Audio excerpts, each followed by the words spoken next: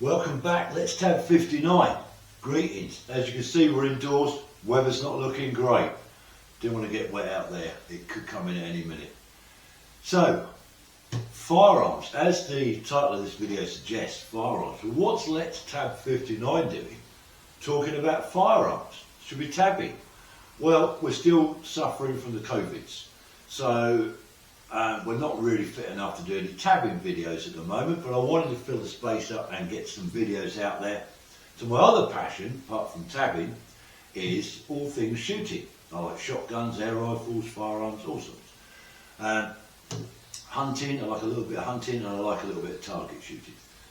So I thought I would talk about firearms, but very, very simplistic. And what this video is actually aimed at is anybody out there that's thinking about taking up shooting as a hobby.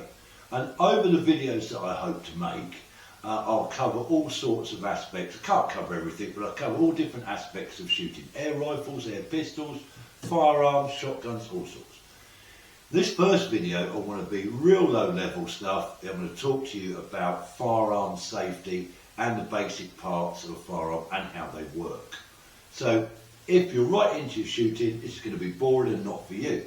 If you're new to shooting or you're thinking about taking up shooting, then this might be helpful to you. There's plenty of stuff on YouTube. There's a lot more experienced people out there that will give you advice on different aspects of shooting. My knowledge is limited. Yes, I was in the armed forces for a long time. I was an infantry soldier, used a lot of different firearms over the years. I was a skill at arms instructor and a range manager. And since I've been in Civvy Street, I'm now a range conducting officer qualified by the National Rifle Association UK. But none of that makes me an expert, and I don't profess to be an expert. So I make the odd mention of something's wrong and you might be able to pick me apart for it. But let's talk then firstly about safety. The chances of you coming across a firearm like this laid on the table is very, very rare. But let's cover what if you do and you have to deal with it. It's a firearm that's been left. Maybe a friend says to you, go and get my rifle key. And you go, oh, okay, you don't know what state it's in. So if you come across a firearm like this, what do you do? How do you deal with it? Well, the first thing you want to do is look at the firearm. And me looking at this one now, I can see that it's laid down on the table here. There's a magazine fitted. I can see that the bolt is closed, so I can't see inside the chamber, inside the breech there. So I've got to assume, you should always assume, that the firearm is in a dangerous state, that it's loaded and potentially could be fired if handled incorrectly. So I can see the magazine fitted, I can see the bolts closed, I can see that the safety catch is rearward, so it's live in my eyes. First thing I'm going to do, I'm looking where the firearm's pointing on the desk, and it's pointing in a safe direction. That's really important. If there was people stood over that way, I would have to move the firearm around before I did anything to make sure it's in a safe direction. But for this purpose of this video, the firearm's pointing in a safe direction. First thing I'm going to do, without really having to touch it very much, is remove the magazine, that little clip there. Take the magazine off. I can see the magazine's empty, but that still doesn't tell me much, because there still could be a round inside the chamber. The bolt's closed.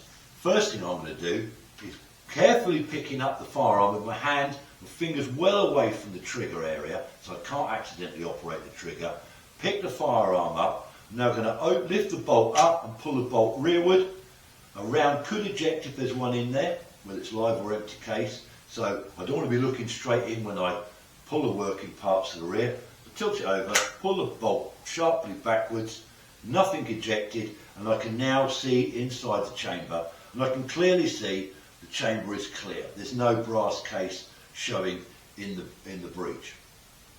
So I can see then there's no rounds in there, it's completely safe. I can now push the bolt forward, lock it, I can now fire off the action in a safe direction still, click, I can now open the bolt, leave the bolt open, I can put a safety flag in. If I want to leave it like that, I can even, by holding the trigger and pulling the bolt back, remove the bolt altogether.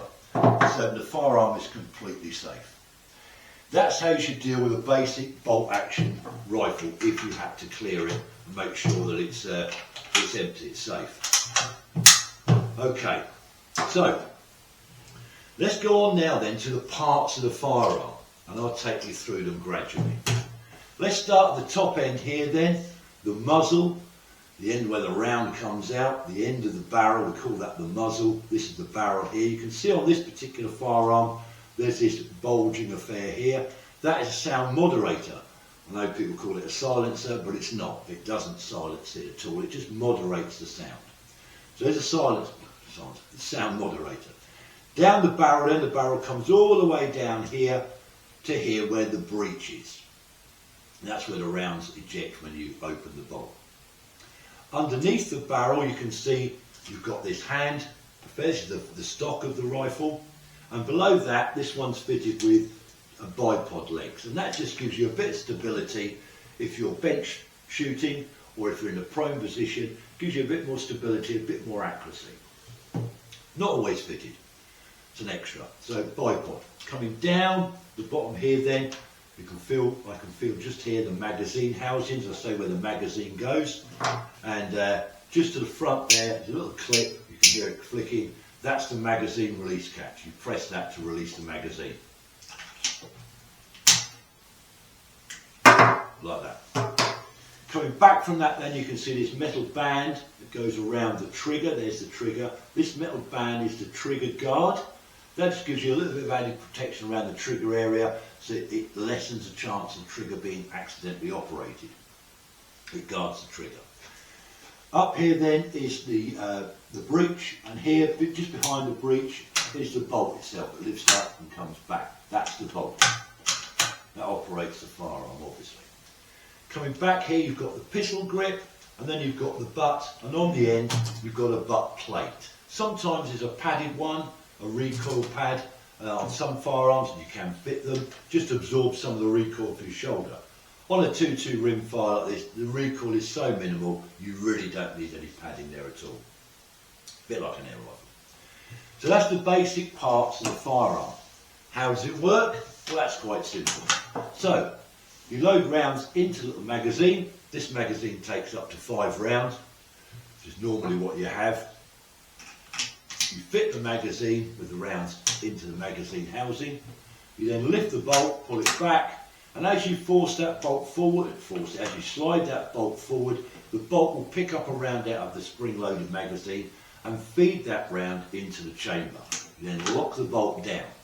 The safety catch can now be operated. So if I push it forward like that, that operates the safety catch, so the trigger won't operate, or it shouldn't operate. But don't rely on your safety catch. Keep your finger away from the trigger until you actually want to operate the firearm. So once you are ready to operate it, the safety catch is now off. I squeeze the trigger, you'll hear it go click. If there was a round in there, it would have gone bang, and off we go. What happens then? Well, as you pull that trigger, that operates a sear that releases the hammer. The hammer then comes forward and hits the bolt. Inside the bolt is the back of a firing pin. The hammer hits that firing pin, sends the firing pin forward, and the tip of the firing pin strikes the base of the cartridge. That striking action ignites the percussion cap. That sparks off inside the cartridge, which in turn ignites the cordite, the gunpowder. The gunpowder then explodes inside the chamber. It's all contained in there, so all the energy from the gas of the exploding round fires the projectile, the bullet, the end of the round, down the barrel. The gas is all behind it, and it fires the round down the range of wherever you're firing, and the gas is ejected at the end of the barrel.